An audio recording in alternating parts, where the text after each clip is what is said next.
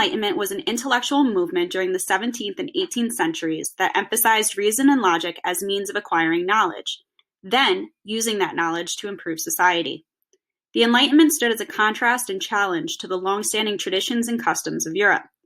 Many philosophers believed that they were improving society and politics.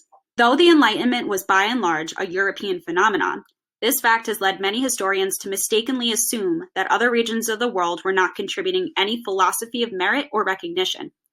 This conclusion has been fueled largely by Eurocentrism, and the idea that philosophy is not specifically Western in form ought not to be counted as legitimate philosophy. A fascinating rebuttal to this Eurocentric viewpoint can be found in the work of Zera Yacob, an Ethiopian philosopher from the 17th century. Though it is not commonly known in the West, Ethiopia had a thriving philosophical tradition.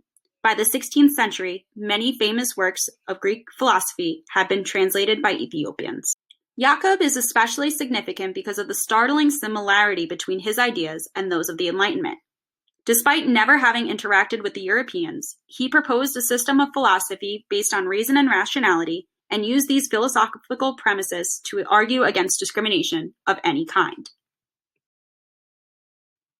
However, many of the European Enlightenment philosophers failed to apply the principles of liberty and equality to women and non-whites.